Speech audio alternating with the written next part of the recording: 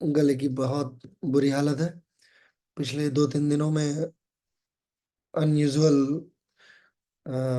Activities ज्यादा रही हैं, जिसका प्रबंधन ठीक से नहीं रहा। रात के 2-3 बजे तक काम, उसके बाद फिर अगले दिन से 4 बजे से काम। तो ऐसे में थोड़ा सा गले की स्थिति ठीक नहीं रही। बहरहाल, कल तो बिल्कुल बोलने लायक नहीं था। मैंने एक ऑडियो रिकॉर्ड किया, लेकिन वो बड़ा बेकार था। फिर मैंने उसे डिलीट कर दिया और फिर मैंने मैसेज लिख के भेजा था आप लोग के ग्रुप पे। बहरहाल, आज हम लोग हॉर्मोन्स के अध्ययन को जारी रखेंगे। अ, पिछले दिनों हम लोगों ने थायराइड, पिट्यूटरी ग्रंथि के मेजर हॉर्मोन्स का नाम जाना था। आज हम लोग कोशिश करेंगे कि आगे थायराइड ग्रंथि और एड्रीनल ग्रंथि, इन दोनों के विषय में कंप्लीट कर लें। इन दोनों को कंप्लीट करके एक मेजर ग्रंथि आपकी जो बचेगी वो है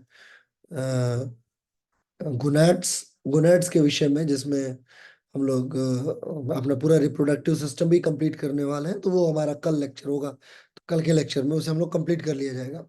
आज कोशिश ये रहेगी कि थायराइड और एड्रीनल ग्रंथि कंप्लीट कर लिया जाए। नहीं नहीं, ठीक है। तबीयत तबीयत तो खैर ठीक होती रहेगी, खराब होती रहेगी। पढ़ाई भी तो जरूरी है।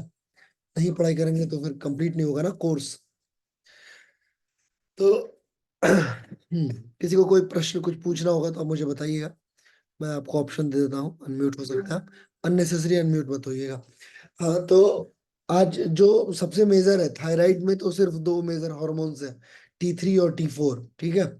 लेकिन उसके अलावा जो एड्रीनल ग्रंथि है, ये अपने आप में वैसे तो 20 से ज्यादा हॉर्मोन्स खोजे जा चुके हैं, लेकिन इन सभी का नाम आपको एक बार लिख लेना चाहिए। नेट में आए या ना आए, लेकिन आपके योग के करियर में जरूर आएगा। इससे पहले हम लोग शुरू करें, एक और आप लोगों से अनुरोध है। एक रिसर्च कंडक्ट की जा रही है मेनापोज के ऊपर, एमिटी विश्वविद्यालय में, नोएडा के।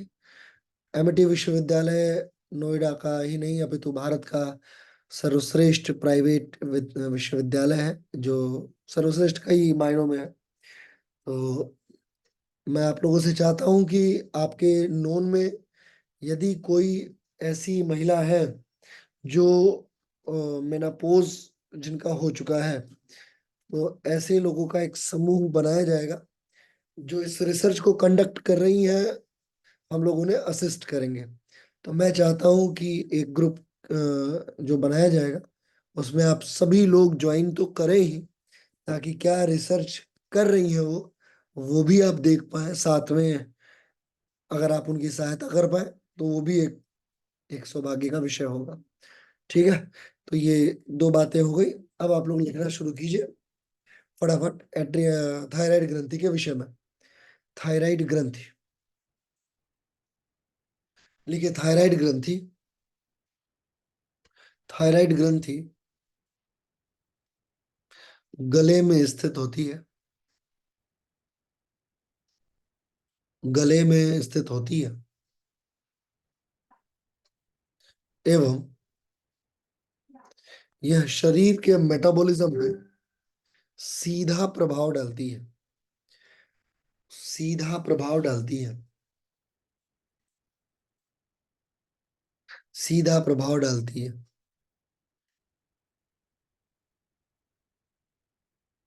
थायराइड ग्रंथि से दो प्रमुख हार्मोन्स स्रावित होते हैं। दो प्रमुख हार्मोन्स स्रावित होते हैं,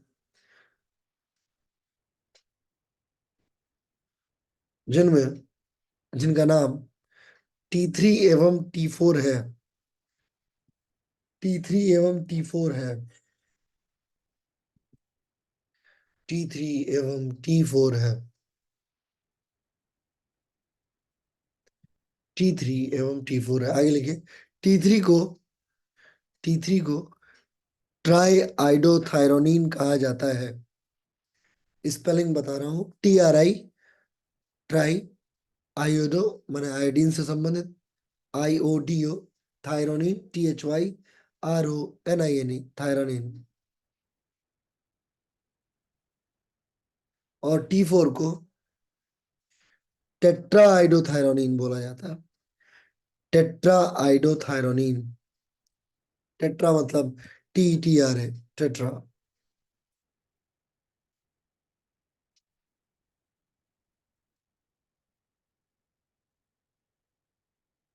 आगे लिखिए।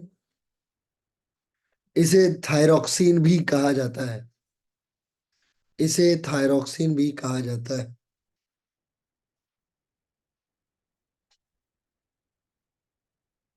आगे लिखिए। थायराइड ग्रंथि के हार्मोन श्रावण पे, थायराइड ग्रंथि के हार्मोन्स सिक्रीशन पे या श्रावण पे आज कक्षा में वापस 40+ लोग हैं।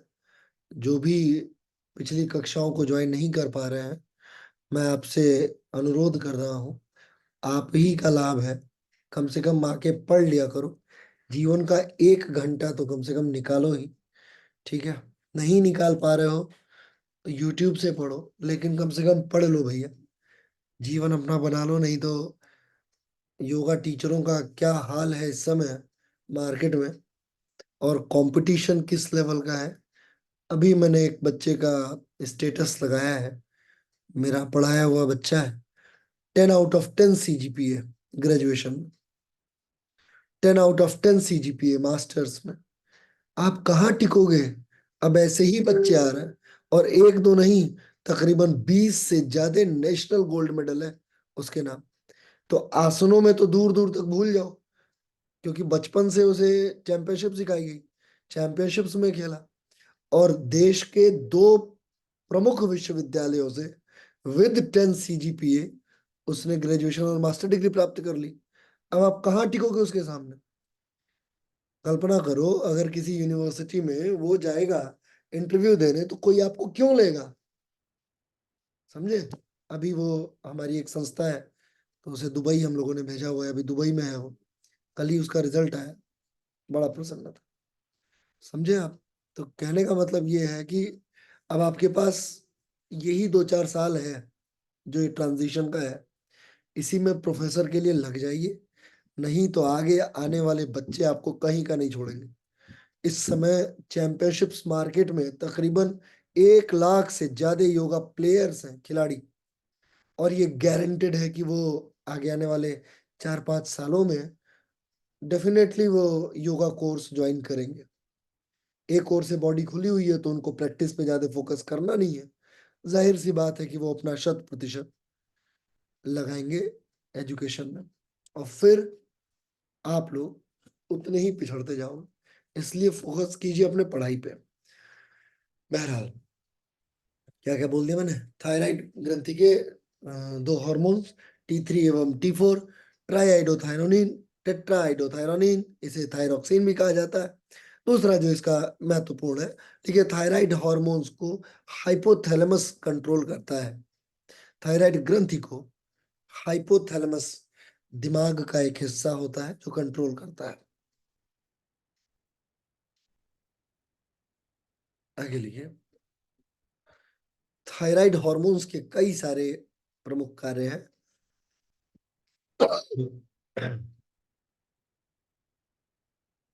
थायराइड हार्मोन्स के कई सारे प्रमुख कार्य हैं। 1 2 3 4 करके लिख लीजिए। नंबर 1, सबसे पहला कार्य, metabolism. Metabolism number 1। Number 2, skeletal maturity, यानी कि अस्थियों के विकास में, अस्थियों के विकास में महत्वपूर्ण।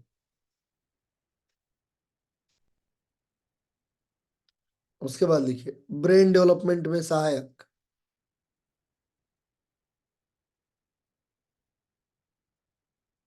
बोन टर्नेबिलिटी को प्रभावित करता है, यानी हड्डियां कितनी मुड़ेंगी, बोन टर्नेबिलिटी कितनी झुकेंगी, उसे प्रभावित करता है। समझ नहीं पाए आप? हाथ ऐसे करो आगे, दोनों हाथ करो सामने, ऐसे ऐसे फैलाओ। अरे मैं ही गायब बजा रहा हूँ, ऐसे हाथ फैलाओ।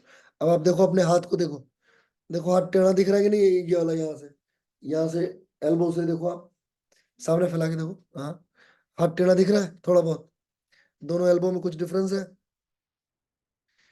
ये जो हड्डियां हैं, यानी कि जो आपका ह्यूमरस है, ह्यूमरस में और रेडियस अल्ना में जो हल्का सा इस तरीके से होगा, आप देखोगे ना, तो ये हल्का सा ऐसे ऐसे आपका हाथ हल्का टेढ़ा दिखेगा। कई लोगों में ये बहुत ज्यादा होता है, अतिशय मात्रा में। तो ये कौन डिसाइड करता है? इसमें भी थायराइड ग्रंथि का हाथ है। आगे लिखिए। सीरम ग्लूकोज बढ़ाता है।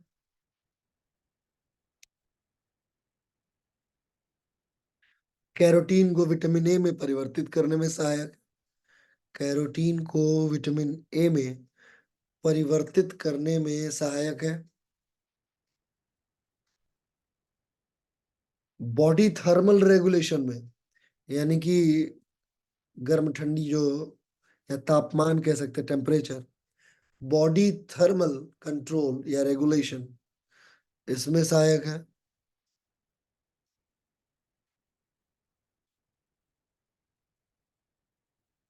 आगे लिखिए। शरीर के शरीर के विभिन्न प्रकार के मिनरल्स को मिनरल्स को पचाने में भी और उनका उपभोग करने में, पचाने एवं उसका उपभोग करने में सहायक। ब्लड कैल्शियम लेवल को भी ये रेगुलेट करता है।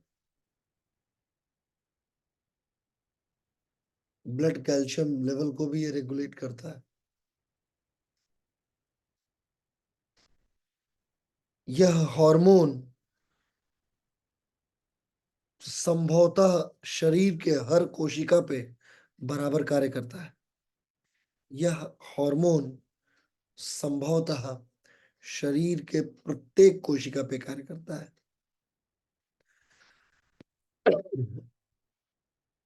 आगे लिखिए। Reproductions, body toning, cell reproduction, nerve cell development, nerve cell development, इन सब में इन सब में इस ग्रंथि के हॉर्मोन्स का योगदान है। इस ग्रंथि के हॉर्मोन्स का योगदान है। अब आ जाइए आप अपने जो आज का सर सबसे। एक हाँ जी। सर रिप्रोडक्शन बॉडी ट्रेनिंग में थायराइड का मेन रोल होता है। तो सर ये ड्यूरिंग कंसीलिंग के टाइम से थायराइड का मेन वो प्रोग्राम बताया जाता है, तो इसके अंदर मैकेनिज्म क्या है, मतलब लॉजिक क्या है? हाँ ठीक है। रिप्रोडक्शन नहीं, सेल रिप्रोडक्शन की मैं बात कर रहा था, लेकिन बहरहाल प्रश्न आपका ठीक है। सामान्यतः प्रेगनेंसी के दौरान ये देखा जाता है कि हार्मोन्स में बड़ा व्यापक परिवर्तन आता है थायराइड ग्रंथि से संबंधित। लेकिन इसका जो पूरा सिद्धांत है, ये प्रीनेटल योगा का जब अध्ययन करते हैं हम लोग, तो उसमें देखते हैं कि आखिर इसका किस किस प्रकार का उपयोग है। कभी जब हम लोग इस विषय पे लेक्चर लेंगे तो थोड़ी चर्चा इस पे जारी रखेंगे, क्योंकि ये बिल्कुल विषयांतर हो जाएंगे हम लोग। और ये ऐसा विषय है जिस पर चर्चा बड़ी लंबी चली जाएगी। मतलब ये है कि कैसे, क्यों, मतलब मैं तो इस पूरे कारण पे पहुंचा हुआ हूँ कि आखिर हॉर्मोन्स क्यों प्रभावित करता है, और प्रेगनेंसी में तकरीबन कितने प्रतिशत महिलाओं को, ऑन एन एवरेज, हर वो महिला जो सी सेक्शन से जाती है, उसका लगभग, उन सी सेक्शन वाली महिलाओं में तकरीबन 70 से 75% महिलाओं को थायराइड ग्रंथि का जो श्रावण है वो देखने को मिलता है। हमें हमेशा ये समझना चाहिए कि थायराइड ग्रंथि जो है वो अलग अलग रोल को प्ले करती है अलग अलग विषयों में, मेटाबॉलिज्म पे। लेकिन जैसे ही दवाओं का प्रभाव प्रभाव आना शुरू होता है शरीर के ऊपर, तो हमारी ग्रंथि जो है वो और ज्यादा ओवर एक्टिविटी के साथ कार्य करना शुरू कर देती है। और इसमें और भी बहुत सारी कंसिक्वेंसेस है, बहुत सारी विषय है। इस विषय पे हम लोग आगे कभी चर्चा करेंगे, तो मैं आपको जरूर बताऊंगा कि प्रेगनेंसी में ये क्यों बढ़ जाता है। ठीक है। चलिए हेडिंग डाल लीजिए, एड्रिनल ग्रंथि। अभी क्या है ना कि इस विषय पे बात तो की जा सकती है, लेकिन उद्देश्य हम लोगों का कुछ और है। जो नेट से ही संबंधित रहे। अगर नेट को छोड़ के इधर उधर जाएंगे तो फिर दिशा विहीन हो जाएंगे। और बाकी जिसको इंटरेस्ट है इस विषय पे, अन्य लोगों को भी, तो आप लोग मुझे बताइए, किसी एक दिन बैठते हैं हम लोग, व्यापक चर्चा प्रेगनेंसी के तमाम कॉन्सिक्वेंसेस पे, क्या क्या परेशानियां आती हैं, इस विषय पे चर्चा हो जाएगी। उसी विषय में ये भी एक विषय है, थायराइड ग्रंथि का हार्मोन। ठीक है। ये नहीं कहते कभी भी कि मुझे थायराइड हुआ है, थायराइड होता नहीं है ना। थायराइड तो एक ग्रंथि है, उसका हार्मोन होता है नहीं होता। अगला है एड्रिनल ग्रंथि। लिखिए एड्रिनल ग्रंथि। एड्रिनल ग्रंथि दो अलग कोशिकीय गुच्छ हैं। दो अलग कोशिकीय गुच्छ हैं। पहला है, लिखिए ये दोनों ये दोनों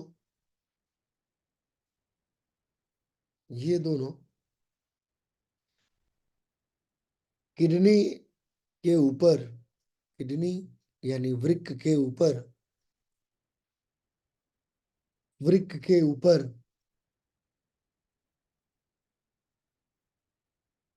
रखी रहती हैं। किडनी के ऊपर रखी रहती है। आगे लिखिए।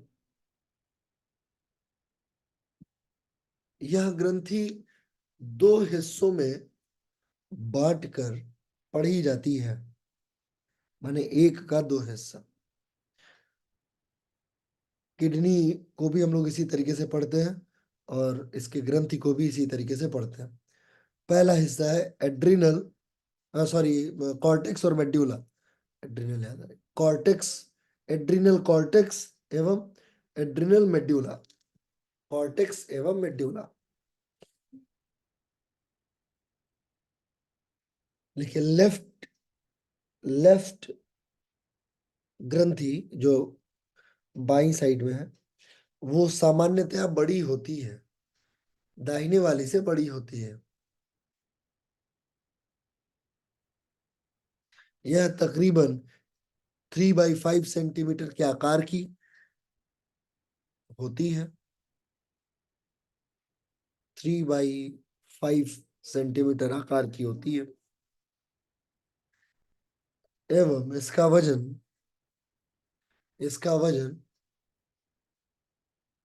7 से 10 ग्राम होता है। 7 से 10 ग्राम होता है। आगे लिखिए। कॉर्टेक्स से निकलने वाले हॉर्मोन्स। कॉर्टेक्स से निकलने वाले हार्मोन। लिखिए स्टेरॉइड हार्मोन। कॉर्टेक्स के नीचे बना लीजिए स्टेरॉइड हार्मोन। Steroid hormone. अब स्टेरॉइड के भी दो हिस्से बना लीजिए, दो हिस्सा, दो उसके बच्चे। कॉर्टिको, कॉर्टिको, देखिए cortico steroids, cortico steroid.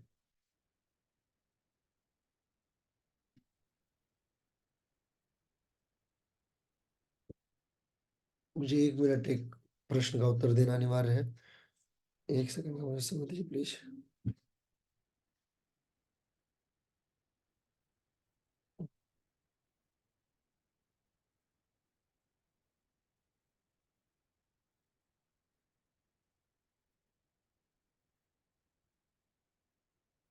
Yes.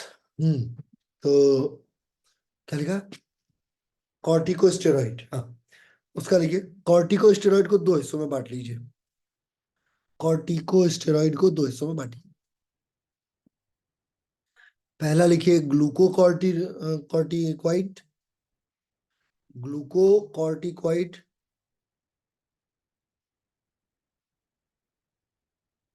ग्लूकोकॉर्टिक्वाइड। और दूसरा लिखिए मिनरल कॉर्टिक्वाइड। बिल्कुल इन लाइनों को रट्टा मार लेना, बहुत इंपॉर्टेंट हार्मोन होता है।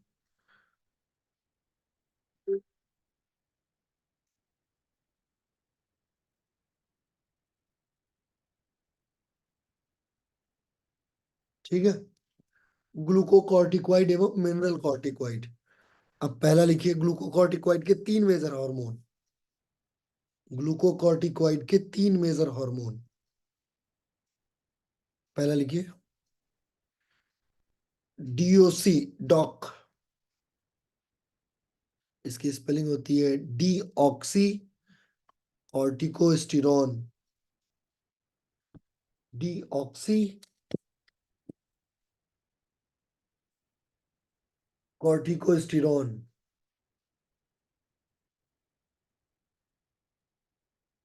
ठीक है,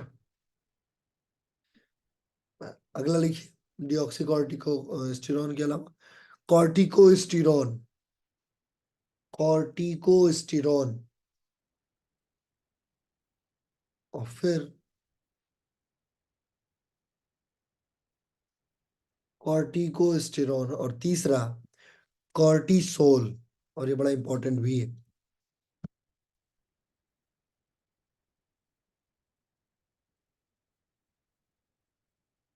अगला लिखिए मिनरल कॉर्टिकॉइड में सिर्फ एक एल्डोस्टेरॉन,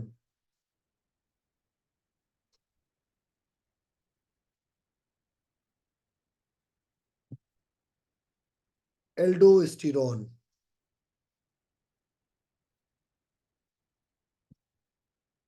अब आगे लिखिए, ये हो गया कॉर्टेक्स से निकलने वाले स्टेरॉइड हार्मोन्स का प्रकार।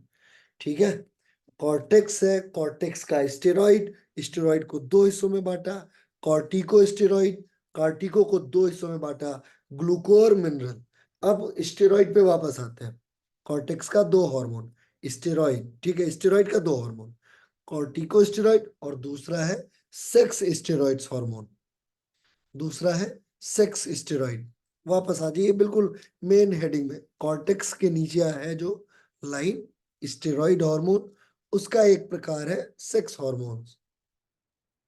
अब इसमें लिखिए number one adrenal androgen, adrenal androgen, adrenal androgen hormone number one. Number दो लिखिए D H E A, D H E A, dehydro, लिखिए dehydro epian, epian E P I N, dro, epiandro sterone, dehydroepiandrosterone इसे बोला जाता है, D D E hydro H Y D R O, epian E P I N, D R O dro, sterone S T R E O N E. दूसरा लिखिए DHEA sulphate, इस वाले में sulphate जाते होता है। उसके बाद लिखिए टेस्टोस्टेरॉन, टेस्टोस्टेरॉन मूल रूप से पुरुषों में पाया जाता है, कई बार महिलाओं में भी पाया जाता है। उसी का प्रतिफल होता है कि नकारात्मक शैली में, वैसे तो और भी कई सारे हार्मोन उत्तरदायी हैं, लेकिन टेस्टोस्टेरॉन दाढ़ी मूछ लाने में बड़ा योगदान दे देता है, और महिलाओं में पुरुषीय गुण लाने का भी कारक टेस्टोस्टेरॉन ही है। ठीक है, आगे लिखिए, अगला लिखिए, ये हो गया कॉर्टेक्स से निकलने वाला। अब आ जाइए मेड्यूला से निकलने वाले हार्मोन्स, मेड्यूला से निकलने वाले हार्मोन्स। एक लिखिए एपिनेफ्रीन, इसी को एड्रिनलिन भी बोला जाता है, और ये मोस्ट मोस्ट इंपॉर्टेंट हार्मोन है एड्रिनलिन।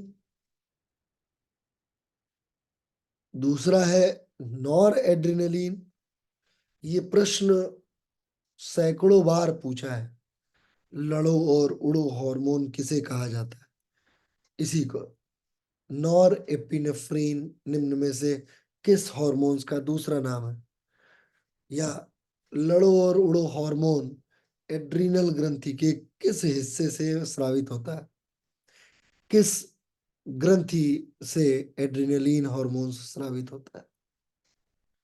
ऐसे कई सारे सवाल बनते हैं इस वाले हार्मोन से। आगे लिखिए, एड्रेनलिन, नॉर एड्रेनलिन, डोपामीन। अगला है डोपामीन। ये डोपामीन को निकालता तो निकालता है, ये बढ़ाता भी है। दिमाग में डोपामीन का बहुत उपयोग है। एक बात याद रखिए, डोज एक फॉर्मूला होता है जिसमें डोपामीन, ऑक्सीटोसिन जैसे हार्मोन्स मनुष्य के प्रसन्नता का कारक माने जाते हैं। इसे डोज फॉर्मूला बोला जाता है, DOSE। ठीक है, अगला है डोपामीन और फिर एनकेफालिन, ENKEPHALIN। ठीक है, प्रश्न जितने से आते हैं मैंने उनके विषय में आपको बता दिया। आपको सिर्फ नाम याद रखना है इन हॉर्मोन्स का, बाकी इनका क्या क्या कार्य है। थोड़ा मेरा गला संतुलित होने दीजिए तो मैं इस पे चर्चा व्यापक करूंगा। आपसे एक अनुरोध ये है कि आप आज एक पूरा ऐसे लिखेंगे इन हॉर्मोन्स के ऊपर, कम से कम 1000 शब्दों में। अभी 8:30 बजे मैं आपको मुक्त करूंगा और आप आधे घंटे के अंदर 1000 शब्दों का उन्नयन अपने कॉपी में करेंगे। ठीक है, और वो उसके लिए आप गूगल या अन्य जो भी सहारा लेना लीजिए और पॉइंट वाइज लिखिएगा। पॉइंट वाइज लिखने का बेहद लाभ होता है, आप आसानी से चीजों को याद कर सकते हैं। ठीक है, कोशिश कीजिए कि आप व्यापक तरीके से इसे लिख पाए और इन सारे हॉर्मोन्स के विषय में वो बातें ढूंढ के निकालिए जो आप सोचा करते हैं या सोचने, जैसे कौन सा हार्मोन दाढ़ी मूछ के लिए उत्तरदायी है, कौन सा हार्मोन शरीर के रंग के लिए उत्तरदायी है, गोरा काला भूरा सफेद जो भी बनाता है वो उसके लिए उत्तरदायी है। आंखों के रंग को कौन सा हार्मोन प्रभावित करता है, कौन सा हार्मोन है जो मोटापे को पतलेपन को कंट्रोल करता है। ऐसे जितने भी क्वेश्चन आपके दिमाग में राइज हो उन प्रश्नों को आप लिखिए। ठीक है, और कोशिश कीजिए कि हर प्रश्न का उत्तर जब तक आप ना पाए तब तक आप उसे छोड़े ना। चलिए एक प्रश्न मैं आपसे पूछता हूं और इसी प्रश्न के साथ आज की कक्षा को हम लोग समाप्त करेंगे। प्रश्न है, आप में से कितने लोग ग्रेजुएट हैं? हाथ उठा के ऐसे बता सकते। हाँ, सब लोग, ऑलमोस्ट सभी लोग ग्रेजुएट हो, नेट की प्रिपरेशन कर रहे हो तो जाहिर सी बात है ना। ग्रेजुएशन को हिंदी में क्या कहा जाता है? बोलिए, अनम्यूट कर। स्नातक। स्नातक। स्नातक। स्नातक। स्नातक। अब कोई मुझे ये बताएगा कि स्नातक को स्नातक क्यों कहते हैं?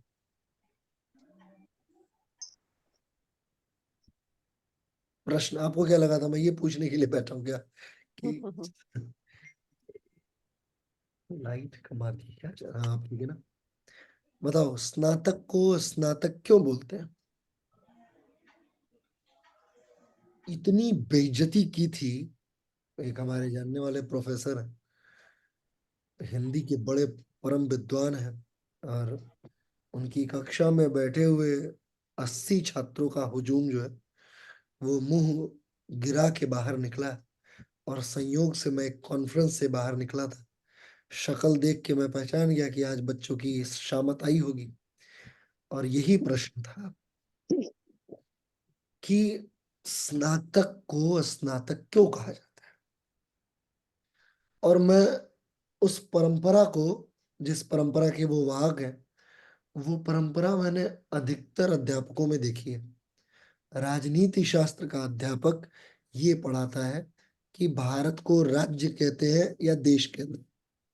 अब आधी कक्षा बट जाती है, उस कक्षा में मैं भी था, कि देश कहते हैं, और आधी कक्षा कहती है कि नहीं इसे राज्य कहते हैं। अब राज्य और देश की परिभाषा क्या हो? क्यों राज्य कहते हैं, राज्य को राज्य क्यों कहते हैं? ऐसे प्रश्न व्यक्ति को होनहार बनाते हैं। विकास दिव्य कीर्ति का आपने लेक्चर सुना होगा, आपने अवध ओझा, वो जो ओझा सर है उनको सुना होगा। ये सभी लोग, इनको जब आप सुनेंगे तो आपको लगेगा कि ये लोग बड़े विद्वान हैं। लेकिन एक खास बात और सुनिए, मैं एक इंटरव्यू देख रहा था लंदन टॉप पे ओझा सर का, उसमें वो कह रहे थे कि सुल्तान में और बादशाह में क्या अंतर है। इतिहास के प्रोफेसर हैं। सुल्तान में और बादशाह में क्या अंतर है? तो बहुत सारे लोगों ने उत्तर देने का प्रयास किया, लेकिन उत्तर जो उन्होंने दिया मैं उससे भी सेटिस्फाई नहीं था। मतलब व्यक्तिगत तौर पे मुझे लगा कि अगर मैं सामने रहता तो इस विषय पे एक बड़ी डिबेट हो सकती थी, और ऐसी डिबेट करके ही आप विद्वान बनेंगे। विद्वान बनने की सभा लगी थी बनारस में। मंडन मिश्र, आचार्य मंडन मिश्र उन दिनों के परम विद्वान हुआ करते थे, और एक छोटा सा बालक शंकर आया और आके आचार्य मंडन मिश्र को चैलेंज किया। क्योंकि जब तक आप किसी को चैलेंज नहीं करोगे, हार जाओ कोई फर्क नहीं पड़ता, लेकिन चैलेंज तो करो, कभी तो जीतोगे। तो मंडन मिश्र को चैलेंज किया शंकर ने, और मंडन मिश्र के साथ 2 साल तक चर्चा चली। मतलब प्रतिदिन सुबह शुरू होता और 2 साल तक उनका आपस में वो चला, विद्वान बनने का जो वाक्पटुता होती है। काशी विद्वत परिषद विश्व की सबसे पुरानी विद्वानों की संस्था है।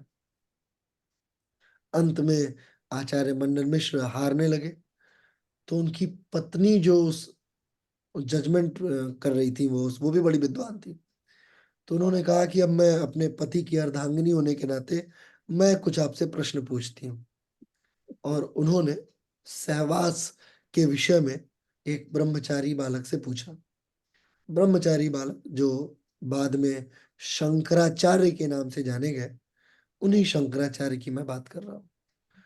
उन्होंने शरीर का त्याग किया, एक राजा के शरीर में गए, सारे विषयों को जाना, वापस आए, उत्तर दिए और विद्वान कहलाए। और फिर किसी भी भारत में किसी भी व्यक्ति को विद्वान बनने के लिए या अपने दर्शन को दर्शन बताने के लिए क्या करना पड़ता है, किन परीक्षाओं से गुजरना पड़ता है? बोलो, नहीं तो आज मैं थायराइड पढ़ाते पढ़ाते इपिग्लोटिस मेरा खराब हो जाए। प्रस्थान सर। प्रस्थान त्रयी से, बहुत बढ़िया, अद्भुत।